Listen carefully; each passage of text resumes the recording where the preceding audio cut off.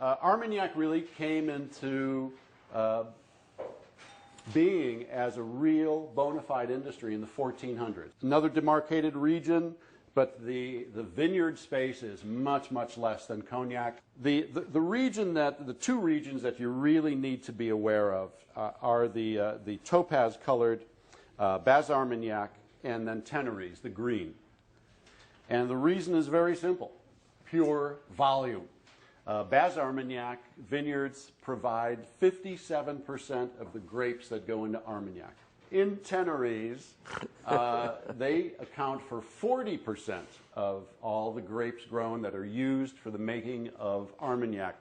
Now, what's kind of interesting is whereas the wines of the wines of Cognac, why is that an oxymoron? Yeah, that's right.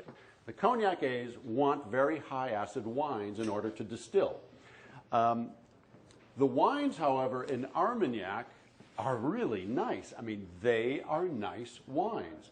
And so the Armagnacs say, well, the reason that we prefer Armagnac and the reason that the French prefer Armagnac, because 65% of all the Armagnac that's made in Gascony, the French drink. Only 35% of Armagnac is exported. So that's why the world hasn't the penny hasn't dropped yet for the world about Armagnac, because there's so little of it around compared to Cognac. So 37,000 acres, 65% is consumed within France, 35% is sent overseas, and only right now to about 72 countries. So, and that keeps dwindling, unfortunately. The juggernaut of Cognac just completely overshadows Armagnac.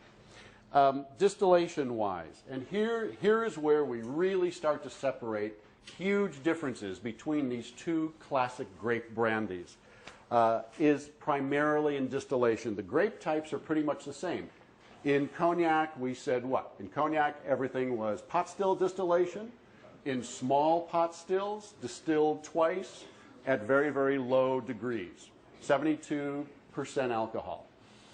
In Armagnac, 95% are run through column stills. Ugni Blanc is the overwhelming choice for those 37,000 acres, to the tune of about 92 to 93%. But then you have smaller amounts of Colombard, you have smaller amounts of Full Blanche, and you have smaller amounts of a grape, Baco A22. Now, some of the old traditionalists in Armagnac did not want it to be involved as an official grape of Armagnac, and they fought this in court. And the new generation who said, come on, you know, this is a substantially good grape that makes terrific eau de vie that eventually, after aging, becomes great Armagnac. So why shouldn't we be able to plant it just because it's a hybrid? What are you, nuts? There is this great divide in Armagnac right now between the old generation, and we're going to taste something that is old generation, we're going to taste something that's new generation. So you see what I'm talking about. The old generation does not want to change. VS Armagnac is 2-year minimum in the barrel, and they much prefer black oak, whereas in Cognac they prefer white oak from Limousin and Trancet. The Armagnacs prefer black oak. Black oak is a tighter grain, and by having a tighter grain than the white oak, the eau de vies, the brandies in barrel, need a little bit more time to age. VSOP for Armagnac is 5 years minimum, and we break a little bit with Armagnac again. XO is 6 years. And then there's a fourth category just called Hordage, HORSD''AGE, and that's minimum of 10 years, and they have those 4 classifications. Another area of real difference with Cognac, of course, is the fact that in Armagnac, they really love to have vintage dates they prefer to have vintage dates on their brandies. Whereas, even though it's legal in Cognac to do that, the Cognac-A's much prefer to go with what's brought them to the dance. And what's brought them to the dance and made them a lot of money is the art of blending.